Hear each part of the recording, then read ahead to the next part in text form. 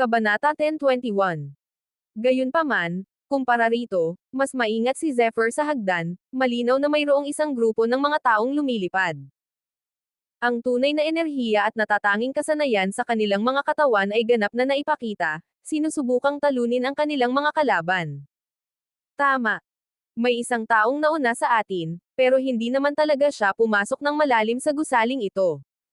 Dahan-daang nagsalita si Zephyr habang tinitingnan ang mga figure. Humph, hindi lahat ng bagay sa palasyong ito ay ang aking layunin.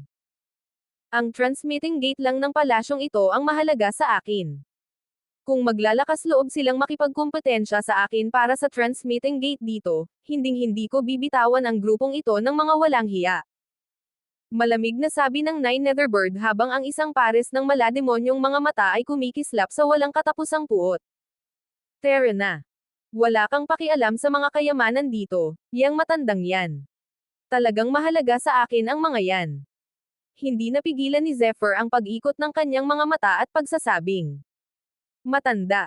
Nang marinig ang titulong ito, biglang nanlaki ang mga mata ng demonyong Nine Netherbird na parang may narinig itong hindi kapanipaniwala. Bigla, isang matalim na sigaw ang mabilis na lumabas sa bibig nito. Matanda. Matanda ka na. Bata pa ako, okay. Lagi na lang akong nabubuklod, kaya lagi akong nakaharang sa daan ng kaluluwa ko, okay. Para sa tribong Nine Netherbird, hindi pa talaga umaabot sa hustong gulang ang katawan ko, okay. Ang Nine Netherbird, parang pas ang mabangis na natapakan ang buntot, ay patuloy na tumatalon at umuungal kay Zephyr. Sige, sige bata ka pa. Masyado ka pang bata. Hindi ka pa ba nagmamature? Teka, ang katawan mo. Bigla, malinaw na naunawaan ni Zephyr ang mahalagang bahagi ng salita ng Nine Netherbird. Dahil sa boses ni Zephyr na puno ng pagdududa, biglang tumigil ang boses ng Nine Netherbird. Malinaw na alam nitong masyado itong nasasabik at nasabi ang hindi dapat sinabi. Gayunpaman, sa harap ng bahagyang nakangiting mga mata ni Zephyr, alam ng Nine Netherbird na hindi na nito mate at tago. Humph. Tama iyan. Ang gusto kong hanapin ay ang katawan ko. Noong panahong iyon, pinatay ko ang paboritong lahi ng matandang walang kamatayang magnanakaw. Hindi lang iyon, sinunog ko rin ang kaluluwa gamit ang kataas-taasang apoy. Kaya naman, gusto akong parusahan ng matandang walang kamatayang magnanakaw na ito. Gayunpaman, ang matandang magnanakaw na ito ay lubhang mabangis. Hindi niya ako pinatay. Sa halip, hinayaan niyang maghiwalay ang aking katawan at kaluluwa at tinatakan ang mga ito. Sa ganitong kalupitan, hindi ako maaaring mabuhay o mamatay. Ang tono ng Nine Netherbird ay lalong naging malamig. Ang mabangis nitong aura ay patuloy na kumakalat. Maliwanag, ang paraan ng paghihiganti na ito ay hindi isang sakit na kayang isipin ng isang ordinaryong tao. Naunawaan ito ng husto ni Zephyr. Ang ganitong paraan ay hindi mabilang na beses na mas mabangis kaysa sa pagpatay. Kung tutuusin, lumipas na ang panahon, ngunit umiiral pa rin ito sa anyo ng isang kaluluwa. Sa ganitong paraan, magpaparamdam ito sa mga tao ng kalungkutan at walang katapusang parusa. Kahit si Zephyr ay hindi maiwasang makaramdam ng kaunting pagkasuklam sa Immortal Emperor. Sumusobra na siya. Tara na. Kung ganoon, tutulungan kitang hanapin ang bangkay mo. Tumanggo si Zephyr at sinabi sa mahinang boses. Ayusin muna natin ang mga problemang ito. Kumislap ang malademonyong mga mata ng Nine Netherbird na parang may naramdaman. Ang mukha nito ay may bakas ng kakaibang liwanag. Kabanata 10:22. Tumigil si Zephyr sa pag-aantala at bumilis. May 10,000 baitang, na bawat isa ay purong puting jade. Bumantong hininga si Zephyr dahil sa emosyon. Sa oras na ito, kasabay ng pagsulong ni Zephyr, tuluyan nang natapos ang labanan sa hagdan. Boom! Kasabay ng pagkumpas ng isang palad, isang walang katapusang sinag ng Diyos ang sumilay na parang kaya nitong baligtarin ang mga ilog at dagat. Para itong naglaho, isang taong may hawak na mahabang espada ang lumipad. Hindi mo talaga alam kung ano ang makabubuti para sa iyo. Isa ka lang disipulo sa level 9 agility. Kakahakbang mo lang sa half-step to spirit. Paano ka nang ahas na maging arrogant? Kasunod ng pagkawala ng anino ng palad, lumitaw ang mukha ng sumasalakay. Isa itong batang disipulo. Nakasuot siya ng marangyang banal na damit. Nang idilat at ipikit niya ang kanyang mga mata, maaari kayang mayroong matalas na sinag ng Diyos na kumikislap sa loob ng mga ito. Kung pag-uusapan ang tono at kakayahan sa pakikipaglaban ng kabilang panig, ang taong ito ay isang disipulo ng kalahating hakbang patungo sa espiritu, at isa rin siyang eksperto sa kalahating hakbang patungo sa espiritu. Sa likuran niya ay nakatayo ang ilang tao na nakasuot ng iba't ibang kasuotan pang digma. Napapaligiran sila ng mga aura at naglalabas ng pambihirang tunay na enerhiya. Wala ni isa sa kanila ang nakababa sa disipulong nagsalita. Sa tapat ng kalahating baitang patungo sa spirit, isang lalaki ang nakahiga sa lupa, dumudura ng dugo. Ang kanyang mga mata ay puno ng hinanakit. Malinaw na labis siyang nasaktan. Hindi lang ito ang nasugatan. Sa kanila, may 4 na tao na nasugatan din at bumagsak sa lupa. Gayunpaman, base sa kanilang mga damit, halata na hindi sila mga disipulo ng iisang akademya. Ang dakilang sektong yan, ang inyong dakilang sektong yan at ang ating The Boundless Academy ay magkakampi. Ngayong kaya na ninyong lahat na salakayin ang sarili ninyong mga kakampi na disipulo, hindi ba kayo natatakot na malaman ito ng mga elder ng ating Boundless Academy? Ang huling disipulo, na pinalipad, ay tumingin sa lalaking umatake at sumigaw. Ang lalaking umungal ay gwapo at may kakaibang enerhiyang talam. Gayunpaman, ang kanyang mukha ay malungkot at mayabang, at makikita sa kanyang mga mata na siya ay isang taong mapaghiganti. Ang taong ito ay isang disipulo ng The Boundless Academy, at kung makikita nila siya sa oras na ito, tiyak na makikilala nila siya dahil siya si Leonard Briggs ng The Boundless Academy Featherpeak. Gayunpaman, sa sandaling ito, ang kanyang mukha ay mabangis, at hindi na siya kasing elegante ng dati. Ang kanyang katawan ay may bahid ng dugo, at siya ay mukhang kawawa. Isang alyansa. Ang taong tinanong ay malinaw na isang disipulo ng Great Yan Sect na binanggit ni Leonard Briggs. Sa oras na ito, ang kanyang mga mata ay puno ng pagkagulat, na parang labis siyang nabigla sa tanong ni Leonard Briggs. Ha ha ha. Isang malakas na tawa ang lumabas sa mga bibig ng mga disipulo ng Great Yan Sect. Ang ating alyansa ay itinatag lamang batay sa mga interes ng isa't isa. Hindi ba't napakalakas ninyo, Boundless Academy? Hindi ba't isinigaw ng Zephyr na papatayin pa niya si Duan Kung Chen ng ating Great Yan Sect? Ngayon, sinasabi niya sa akin ang tungkol sa ating alyansa. Kaya ngayon, lahat kayo ay dapat mamatay. Bukod pa rito, ang pagpatay sa inyo sa oras na ito ay hindi malalaman ng inyong academy. Ikaw. Matapos marinig ang mga salita ng disipulong ito, si Leonard Briggs ay nagalit ng husto kaya't hindi siya makapagsalita. Naaalala ko na tila inatake ng mga disipulo ng iyong Great Yan Sect ang aming mga disipulo ng The Boundless Academy. Bakit mo sinasabing mali kami? Kabanata 10:23. Nang marinig ang mga salita ng disipulong ito ng Great Yan Sect, natipon ang tunay na enerhiya sa kanyang katawan sa kanyang kamay. Sinubukan niyang umatake nang unti-unting marinig ang isang tamad at mapanghamak na boses. Sa lugar na iyon, isang tao ang dahan-daang lumutang, dala ang isang kakaibang aura.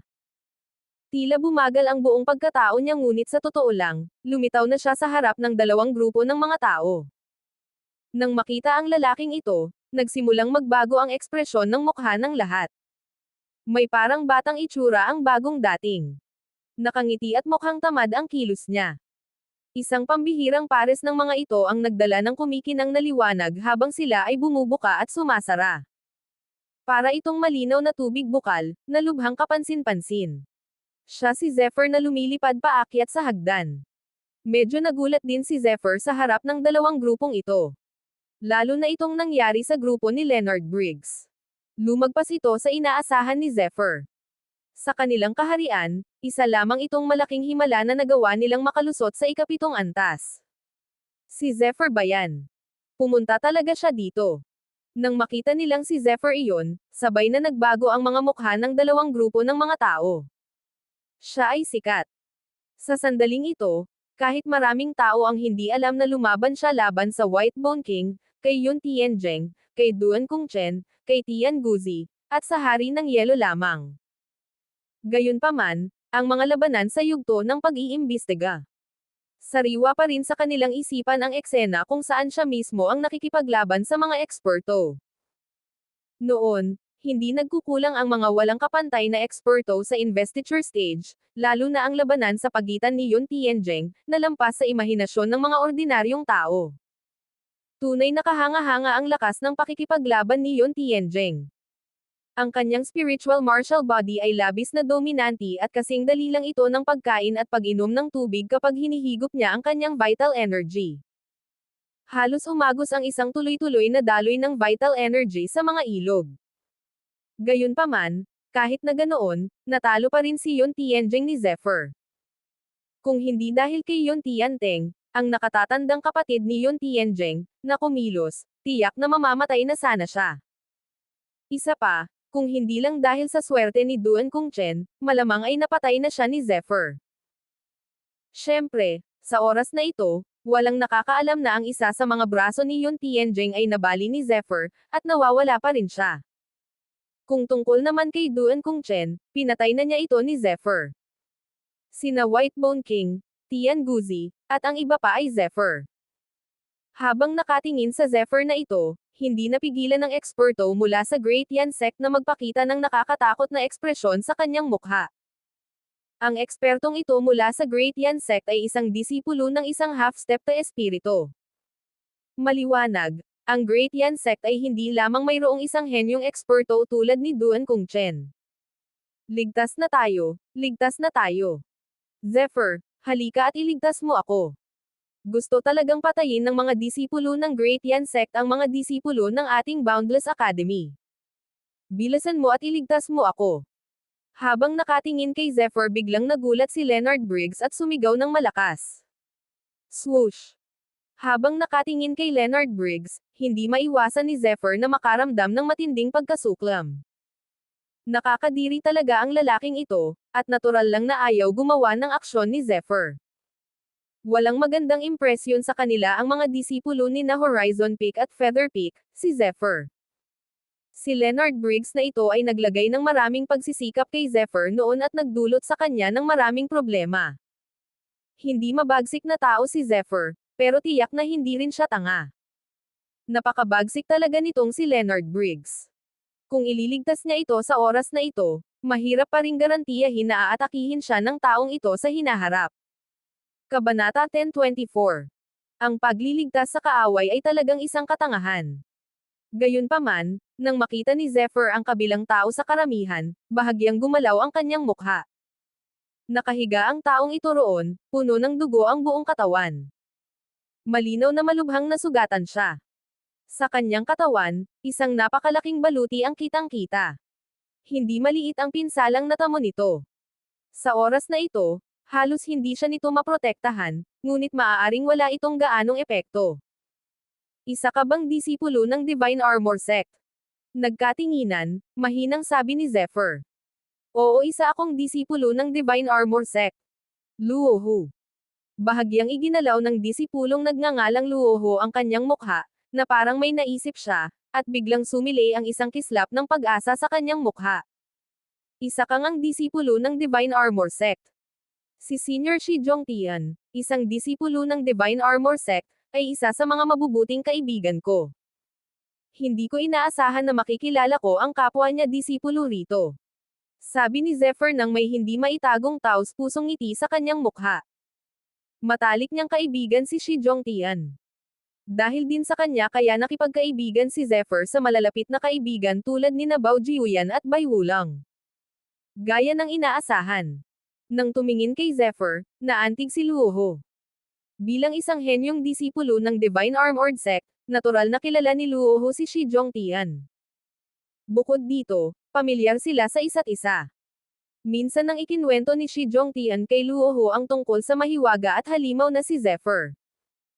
Sa makatuwid, matapos makita ang paglitaw ni Zephyr, may bahid pa rin ng pag-asa si Luoho sa kanyang puso, ngunit ang inaasahan na ito ay hindi gaanong matibay. Total, ito ang lugar kung saan makikita ang pinakamahusay na kalidad at pagkakaibigan sa Immortality Secret Land. Walang katapusang kayamanan at panganib ang nasa lahat ng dako. Masasabing talagang hindi maiisip na mapanatili ang konsensya ng isang tao sa lugar na ito, at kaya rin itong husgahan ang kanyang pag-uugali. Gayunpaman, ang hindi inaasahan ni Luoho ay isa lamang siyang kapwa-disipulo ni Shi Zhongtian. Gayunpaman, sa lugar na ito, hindi man lang natakpan ni Zephyr ang kanilang pagkakaibigan. At ang mga salita niya ay malinaw na nagbabala sa lahat na paprotektahan niya si Luoho. Ang simpleng puntong ito ay sapat na para lubos na maantig si Luoho, at mas lalo pa siyang naniwala na si Zephyr ay isang kaibigan sa kanyang puso. Bihirang makipagkaibigan ang mga disipulo ng Divine Armored Sect sa mga tagalabas, pero nang maging magkaibigan na sila, naging matalik na magkaibigan na sila. Ang taong ito hindi mo maaaring saktan. Habang nakatingin sa mga disipulo ng Great Yan Sect at sa iba pang The Academies, walang pakialam na sabi ni Zephyr. Zephyr, baliw ka ba? Ako ang kapwa mo disipulo. Kailangan mo akong protektahan. Ako to. Ang ating Feather Peak at ang iyong Supreme Peak ang mga pangunahing peaks ng The Boundless Academy. Gusto mo pa palang protektahan ang isang tagalabas sa halip na ako. Ikaw, Zephyr, traidor ka.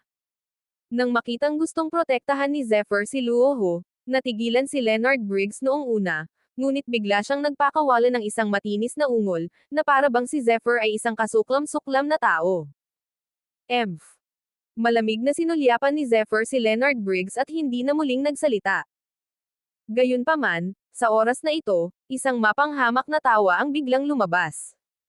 Ang laking yabang. Iniisip mo na pwede kang maging walang prinsipyo dahil lang sa natalo mo ang ilang maliliit na eksperto. Ang tapang-tapang mong tao. Sabi mo nga kaya mong protektahan ang sino mang gusto mong nasa harap ko si Zephyr, di ba? Sino ang nagbigay sa iyo ng ganito kalaking lakas ng loob? Sabihin mo na. Dahan-daw ang lumabas ang boses. Sa sumunod na sandali, biglang sumabog na parang kulog ang huling salita. Kabanata 10:25. Bigla na lang, may mga sunod-sunod na igo sa buong espasyo. Ang tunog ay parang kulog mula sa ikasyam na langit, mabilis na dumadagandong. Lalo na sa paligid ni Zephyr, may pagsabog ng nakakaiyak na aura. Ang tunog ay naging isang sound wave at mabilis na lumipad pataas. Bye-bye. Mabilis na naging seryoso ang nakapalibot na aura, at kahit sa oras na ito, nagsimula itong bumuo ng hindi mabilang na mga bitek. Emph. Malamig na sumangot si Zephyr. Habang iminumula at ipinipikit niya ang kanyang mga mata, may mga manipis na asol na daloy ng hangin na kumislap sa kanyang katawan, na siyang aura ng Mark of the Wind War. Kasabay ng daloy ng Saiyan aura, ang sound wave ay agad na napunit tungo sa kawalan. At ang mga mata niya ay nakatuon din sa taong nasa tapat niya. Nakatayo siya roon, nakakuyom ang mga kamay sa likuran at nakasuot ng itim na kasuotang pandigma. Ang kanyang mga mata ay kasing talas ng mga mata ng agila. Kapag tiningnan siya, makakaramdam ng isang malalim at nakakapangilabot na aura na dumadaloy. Junior Brother Kan, mag-ingat ka. Tulad mo, si Yan Yihai ay isa sa mga nangungunang siyam na disipulo sa antas ng hari, at isa siyang walang kapantay na eksperto sa kanila. Siya ay nasa ika-6 na pwesto sa nangungunang siyam na hari at kinoronahan bilang itim na hari. Mabilis na paalala ni Luoho sa kanya. Black King. Habang nakatingin kay Yan Yihai sa harap niya, hindi mapigilan ni Zephyr ang mapangiti ng malamig. Hindi ko inaasahan na kaya mong tiisin ang soundwave attack ko. Gayunpaman, hindi ka pa rin mabubuhay. Zephyr, bibigyan kita ng pagkakataon. Lumuhad ka at magmakaawa sa akin. Kung maganda ang aking kalooban, maaari kitang protektahan. Kung hindi, paparusahan kita ng miserableng kamatayan. Habang nakatitig siya kay Zephyr, ang mga mata ni Yan Yihai ay kumislap ng malamig na kislap. Mga patong ng tunay na enerhiya ang bumalot sa kanyang katawan habang siya ay nanunuya. Nang makita nila ang pag-atake ni Yan Yihai, ang mga orihinal na natarante na disipulo ng Great Yan Sect ay agad na nagpakita ng hindi maitagong pananabik sa kanilang mga mukha. Bukod dito, ang kanilang mga mata ay may mapanghamong ekspresyon habang nakatingin kay Zephyr. Zephyr, kan ako si Kang Lang, isang disipulo ng Divine Body Sect. Bilasan mo at aminin ang pagkatalo. Kaya kitang protektahan dito. Kung hindi, baka hindi kita maprotektahan. Bago pa makapagsalita si Zephyr, isang boses ang umalangaw-ngaw sa kanyang tainga. Napakagaspang ng boses. Dahil dito, nakita ng malinaw ni Zephyr ang lalaki. Isa siyang binata na nasa edad 20. Siya ay matipuno at makapangyarihan.